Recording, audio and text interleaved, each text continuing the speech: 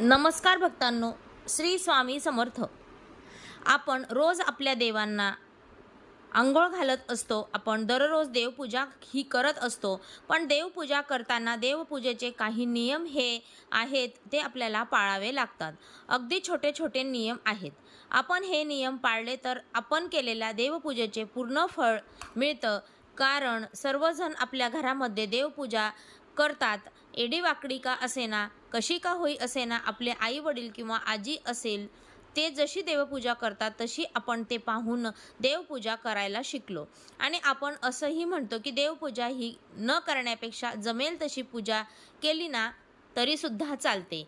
पण खरं सांगायचं झालं तर बघा, आपण जी देवपूजा करतो, आपल्याला या देवपूजेचं संपूर्ण फळ पाहिजे असेल तर आपल्याला या काही नियमांचे पालन हे केलंच पाहिजे.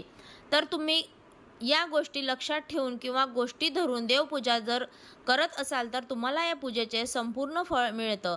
आपण दररोज देवपूजा करूनही काही जण म्हणतात आम्ही रोज देवपूजा करतो तरीसुद्धा आम्हाला याचं काही फळ मिळत नाही, किंवा त्यांच्या घरामध्ये घराला काही दोष लागतात, घरातील अडचणी संपतच नाही.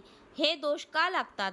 तर तुम्ही देवपूजा करताना या गोष्टी तुमच्याकडून कळत नकळत किंवा चुकीने करायच्या राहून जातात. तर ह्या गोष्टी कोणत्या, तसेच देवांना अंघोळ घातलेल्या पाण्याचा उपाय कसा करावा हे आज आपण आजच्या या व्हिडिओमध्ये जाणून घेणार आहोत. व्हिडिओमध्ये पुढे जाण्याआधी तुम्हाला परमेश्वराच्या आशीर्वादाची कृपा तुमच्यावर राहो असे तुम्हाला वाटत असेल तर व्हिडिओला एक लाईक करा आणि चॅनलवरती नवीन असाल तर सबस्क्राईब करा. तसेच कमेंटमध्ये श्री स्वामी समर्थ नक्की लिहा. सर्वात महत्त्वाचं म्हणजे आपण दररोज देवपूजा करताना सर्वात अगोदर आपल्याला दिवा हा प्रज्वलित करायचा आहे. आपण काय करतो, आपली देवपूजा ही संपूर्ण करून घेतो आणि त्यानंतर आपण दिवा, अगरबत्ती, धूप हे लावत असतो. पण आपल्याला असं न करता देवपूजा करायला सुरुवात करता अगोदरच आपल्याला दिवा हा लावून घ्यायचा आहे. तुम्ही दिवा हा शेवटी लावताना तोच दिवा तुम्हाला हा सुरुवातीला लावायचा आहे. कोणतीही पूजा करताना आपल्याला ही अग्नीच्या साक्षीने करायची असते, तेव्हा त्याचे संपूर्ण फळ हे आपल्याला मिळत असते. तुम्ही जर का ही एक चूक करत असाल तर तुम्हाला आजपासून देवपूजा करताना सर्वात अगोदर तुमचा जो दिवा असेल तो दिवा अगोदर एका बाजूला लावून घ्यायचा आहे. त्यानंतर तुम्हाला देवपूजा करायला बसायचं आहे. आता कित्येक जण बघा, गावाकडे लोक असू द्या किंवा भरपूर जण लहान मुलांना देवपूजा करायला सांगतात. काही ठिकाणी आजी आजोबा असतात, ते फक्त देवपूजा करायचे आहे म्हणून देवपूजा करतात. परंतु देवपूजा करायला बसताना आपल्याला आसन घेऊन बसायचं आहे. तुम्ही बसायला एक आसन घ्या. तुम्हाला दररोज देवपूजा करण्यासाठी बसायला एक वेगळं आसन तयार करा आणि या आसनावर बसून तुम्हाला देवपूजा करायची आहे. देवपूजा करताना कधीही जमिनीवर बसून देवपूजा करू नये. प्रत्येक गोष्टींमध्ये शास्त्रीय तसेच धार्मिक कारण आहे, त्यामुळे हे देखील तेवढेच महत्त्वाची गोष्ट आहे. आपण म्हणतो जाऊ दे, कुठे गार लागत खाली बसू, देवपूजा तर करायची आहे, 5 मिनिटचं काय होते, नाही बसायला घेतलं तर काय होतं. परंतु असं करू नका. ही देखील एक चूक आपल्याकडून घडत असते आणि याचे देखील दोष आपल्याला घरात लागू शकतात आणि त्याचे परिणाम आपल्या घरातील सर्वांना भोगावे लागतात. तेव्हा देवपूजा करताना तुम्ही एक बसायला आसन घेत जा. त्यानंतर आपण जेव्हा देवपूजा करतो तेव्हा देवपूजा केल्यानंतर जे देवांना घातलेलं अंघोळीचं पाणी असतं किंवा देवांना अंघोळ कशी घालायची बघा, आपण काय करतो, एक भांडं घेतो, एक मोठं कटोरी किंवा एक ताम्हण घेतो, त्यामध्ये पाणी भरतो आणि सगळे देव त्यामध्येच बुडवून त्यांना अंघोळ घालत असतो.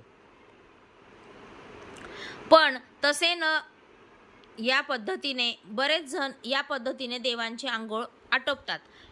पण आपल्याला असं करायचं नाहीये. किंवा तुम्ही काय करता, एक कटोरी किंवा एक भांडं घेता, त्यात सर्व देव ठेवतात आणि सर्व देवांवर तुम्ही तांब्याने पाणी ओततात.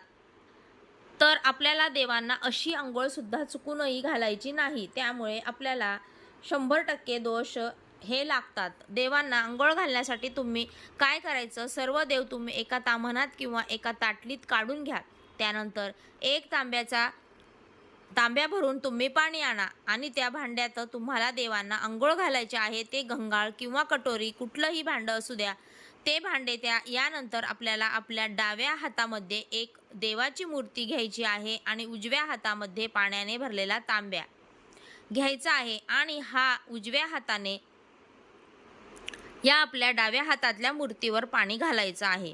सुरुवातीला तुम्ही ही मूर्ती सर्वात अगोदर तुमच्या घरात गणपती बाप्पा असतील तर तुम्ही सर्वात अगोदर गणपती बाप्पांना अंघोळ घालून घ्या किंवा तुम्ही ही मूर्ती त्या भांड्यात ठेवा आणि वरतून पाणी ओता.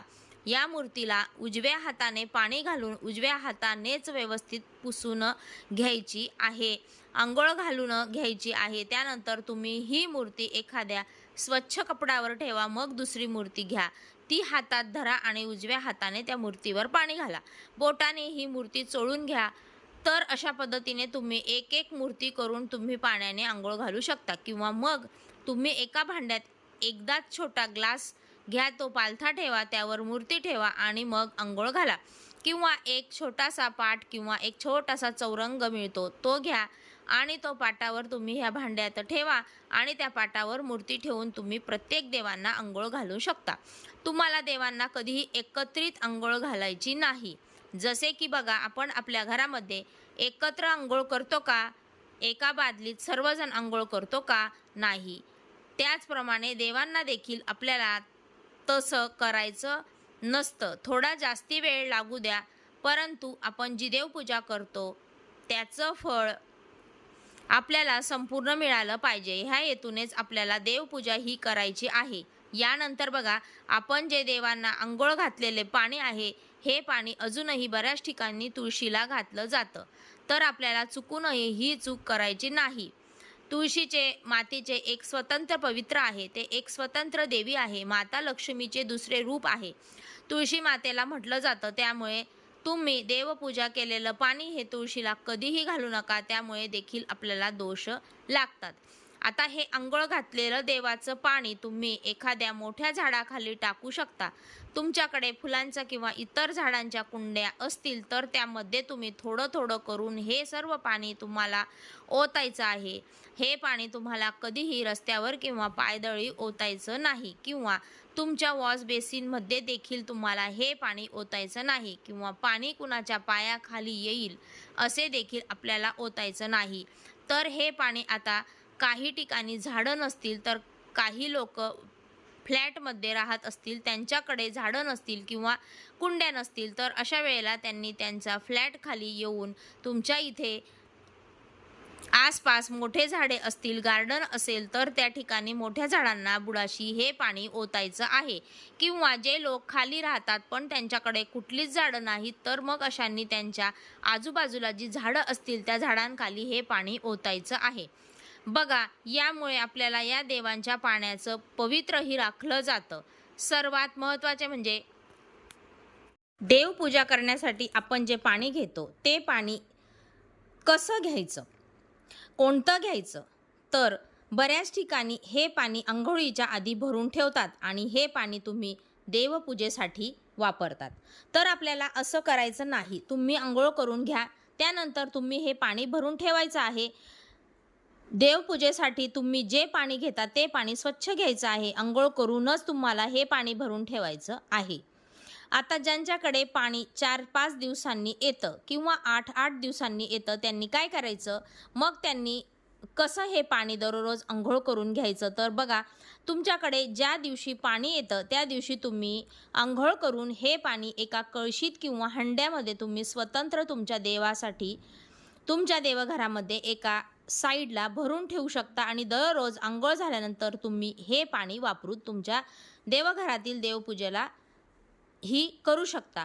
आता ज्यांच्याकडे वरच्या टाक्यांना पाणी असतं, ते डायरेक्ट त्या किचनमध्ये पाणी येत असतं, तर त्यांनी काय करायचं, तर त्यांनी त्यांच्याकडे बघा पर्याय नसतो, तर त्यांनी अंघोळ झाल्यानंतर सर्वात पहिल्यांदा देवपूजेचं पाणी त्यांनी त्या नळाचे पाणी काढून ठेवायचं आहे. तुमच्याकडे जर का गंगाजल असेल तर तुम्ही त्या पाण्यामध्ये गंगाजलाचे 2 थेंब टाकून त्या पाण्याने तुम्ही देवांना आंघोळ घालू शकता.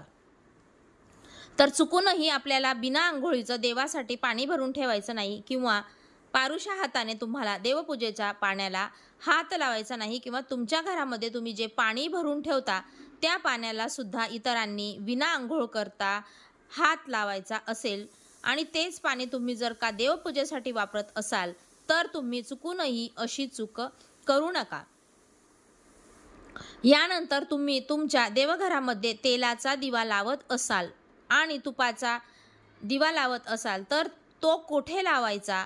तुम्ही जर का तेलाचा दिवा लावत असाल तर तो तुम्ही देवाच्या डाव्या बाजूला ठेवायचा आणि तुपाचा दिवा लावत असाल तर तो तुम्हाला देवांच्या उजव्या बाजूला ठेवायचा आहे. म्हणजे आपल्या डाव्या हाताला तुपाचा दिवा ठेवायचा आणि आपल्या उजव्या हाताला तेलाचा दिवा ठेवायचा आहे. यानंतर आपण जी देवांना फुलं वाहतो ती फुलं सुकल्यानंतर ती कधीही आपल्याला घरामध्ये देवघरामध्ये ठेवायची नाही. ती लगेच आपल्याला विसर्जित करायची आहेत किंवा तुम्ही एखाद्या झाडाखाली किंवा तुमच्या एखाद्या कुंडीमध्ये तुम्ही ही फुलं खड्डा करून पुरू शकता.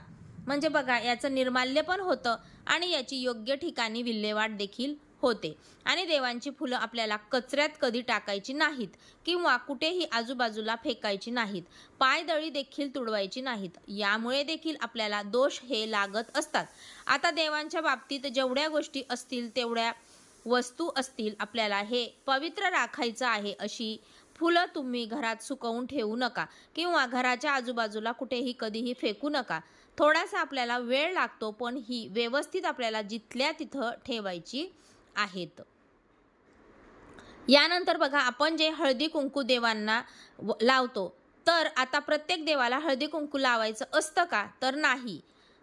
तुम्ही देवीच्या मूर्तीला हळदी कुंकू लावू शकता. आपल्या देवघरात जर दत्ताची मूर्ती असेल तर त्यांना आपल्याला अष्टगंध लावायचं असतं. याचबरोबर बाळकृष्णाची मूर्ती असेल तर बाळकृष्ण मूर्तीला तुम्ही अष्टगंध गुलाल लावा. आपल्याकडे बघा भगवान श्री शंकरांची मूर्ती असेल किंवा शिवपिंड असेल तर बघा आपल्याला कधीही चुकून हळदी कुंकू लावायचं नाही. त्यामुळे भगवान शिवशंकर हे क्रोधित होतात आणि आपल्याला कळत न कळत ह्याचे दुष्परिणाम हे भोगावे लागतात. आपल्याला भगवंतांना शिवाची तुमच्याकडे जर शिवपिंड असेल तर त्यांना आपल्याला भस्म लावायचे आहे. बघा जो पांढरा भस्म असतो चंदन असतो ते तुम्हाला लावायचं आहे. त्याचप्रमाणे आपल्याकडे जर विठ्ठल रुक्मिणीची मूर्ती असेल तर त्यांना अबीर बुक्का किंवा अष्टगंध लावायचा आहे. रुक्मिणीच्या मूर्तीला हळदी कुंकू लावायचा आहे. अशा ज्या छोट्या छोट्या गोष्टी आहेत त्या गोष्टींचे आपल्याला पालन करायचे आहे. स्वामी समर्थांची मूर्ती असू द्या तर त्यांना देखील आपल्याला हळदी कुंकू कधीच लावायचं नाही. तर अशा गोष्टी पालन आपल्याला देवघरामध्ये करायच्या आहेत.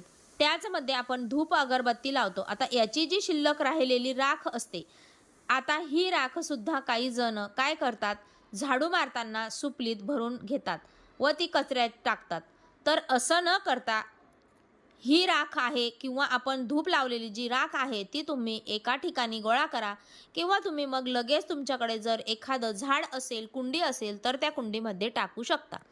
याचा उपयोग खत म्हणून देखील होतो आणि याची योग्य ठिकाणी विल्हेवाट देखील लागते. यामुळे आपल्याला दोष हे लागत नसतात. त्याचप्रमाणे देवांना कधीही शिळी फुलं आपल्याला अर्पण करायची नाहीत. आता काही वेळेस आपण फुलं आणतो आणि ती फ्रीजमध्ये ठेवतो. दुसऱ्या दिवशी ती फुलं वाहतो. फ्रीजमध्ये ती फुलं ताजी राहतात.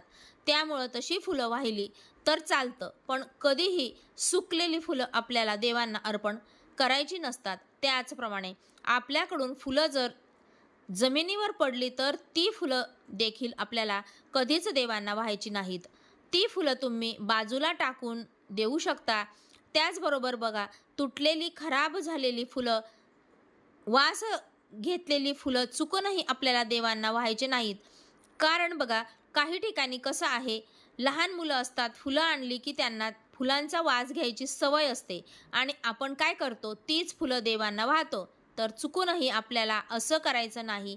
फुलं वाहताना ती कधीही हातात घेऊन व्हायची नसतात. आपल्याला फुले एका ताटलीत घ्यायची आहेत आणि त्यानंतर ती एक एक करून सर्व देवांना फुलं व्हायची आहेत. तर बघा अशा बऱ्याच छोट्या छोट्या गोष्टी आहेत की त्या आपण कळत न कळत आपल्याकडून ह्या घडत असतात आणि त्यामुळे त्याचे दोष आपल्याला हे लागत असतात. आता आपल्याला देवपूजा करायला बसायला आसन घ्यायचं आहे असं मी तुम्हाला सुरुवातीला सांगितलं. आता काहीच मंदिर हे जागे अभावी वर टांगलेले असतात किंवा उंच असतात, तर त्यांना उभे राहून देवपूजा करावी लागते. मग तुम्ही म्हणाल, आता उभे राहून देवपूजा केली तर मग बसायला आसन कशाला घ्यायचं? तर तुम्ही काय करायचं, तुम्ही तुमच्या पायाखाली आसन घ्या. तुम्ही जमिनीवर थांबून देवपूजा करू नका. पायाखाली ठेवायला आसन घ्या आणि मग देवपूजा करा. दुसरी गोष्ट म्हणजे तुम्ही देवघरात जो दिवा लावता तो दिवा तुम्हाला कधीही जमिनीवर ठेवायचा नसतो. मग तो दिवा कसा लावायचा, तर बघा, जेव्हा आपण हा दिवा देवांसाठी लावत असतो आणि तो आपण जमिनीवर ठेवतो तेव्हा तो दिवा हा जमिनीला अर्पित होतो. त्यामुळे दिवा हा आपल्याला देवतांना त्यांच्या खाली एक छोटीशी प्लेट ठेवा, त्यामध्ये थोडेसे तांदूळ ठेवा आणि मग तुम्ही हा दिवा देवाला लावू शकता. हा माहितीपूर्ण व्हिडिओ तुम्हाला उपयुक्त वाटला असेल तर व्हिडिओला एक लाईक नक्की करा आणि चॅनलला सबस्क्राईब करून आम्हाला प्रोत्साहित करा आणि व्हिडिओ आवडला असेल तर इतरांना शेअर करा. श्री स्वामी समर्थ.